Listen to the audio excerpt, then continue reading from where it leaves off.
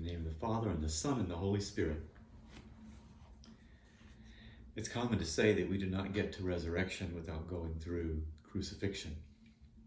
This means that what is truly worthwhile is not achieved without challenges.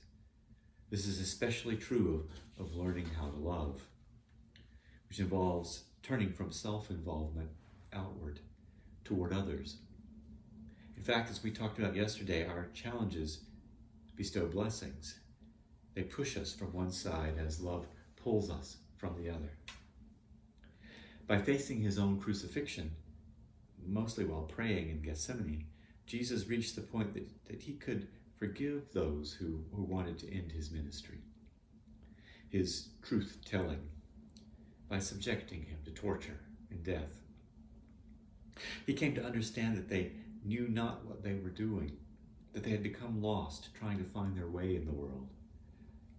They had much more to learn, as we discussed on the fifth Sunday in Lent, but will not do so as long as they remain utopian, demanding purity and perfection while running from challenges and seeking scapegoats, Jesus among them.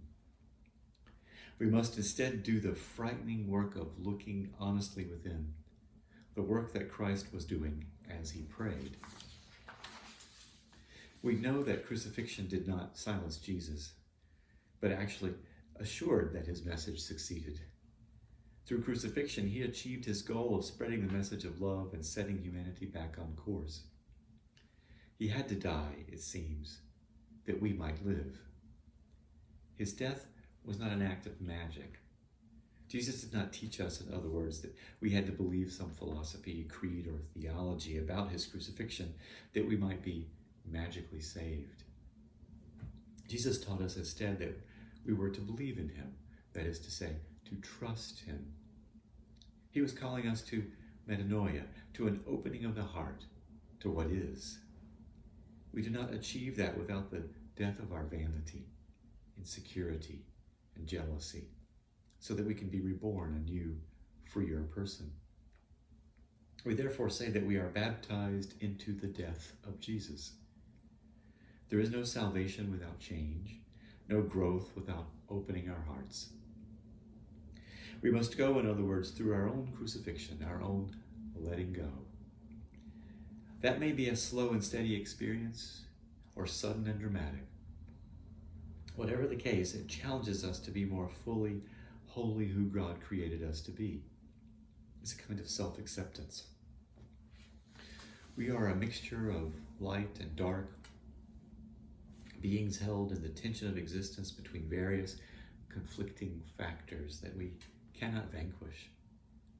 The measure of us is how well we integrate our whole conflictual being to spread the gospel of love, not how well we suppress the darkness in us and pretend that we are only light.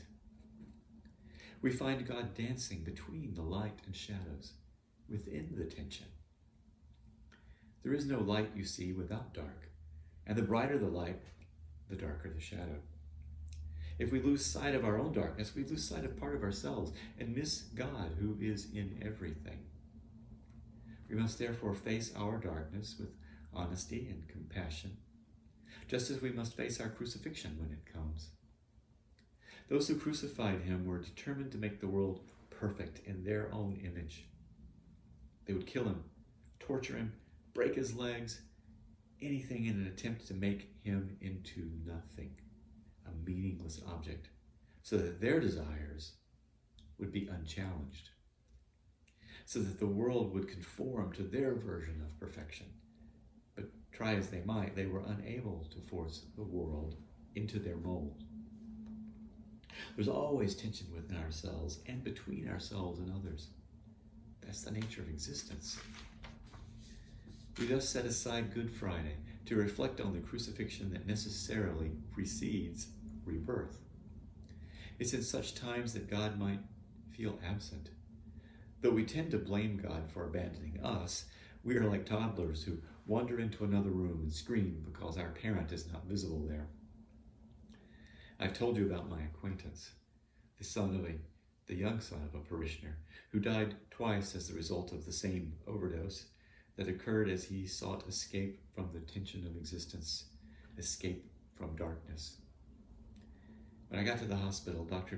Patel came in and said to his mother and me, "He's on full life support.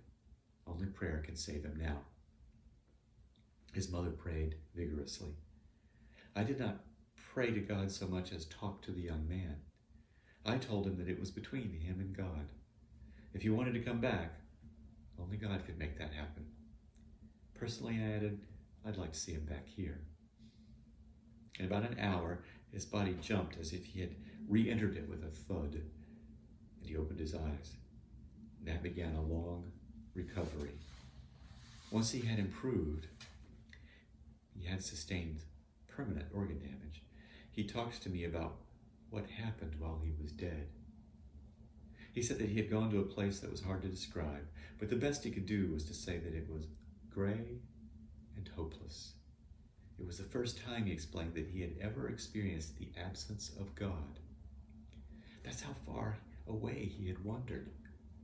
Up to that point, though he had not realized it, God had always been at his side even as he sought to escape. God was there even in the shadows, but in his attempt to escape both the darkness in himself and the challenges he encountered in the world, in his attempt to find a tension-free existence, he had lost sight of God entirely. He had ignored part of himself, a part that made him uncomfortable, and had sought only what was exciting and comforting in the moment. In the process, he had lost what is truly important. We cannot come partially before God. It's in living out fully our existence in all its tension that we make our path forward. We must face what is in order that we, too, might resurrect. But more about that at the Easter Vigil.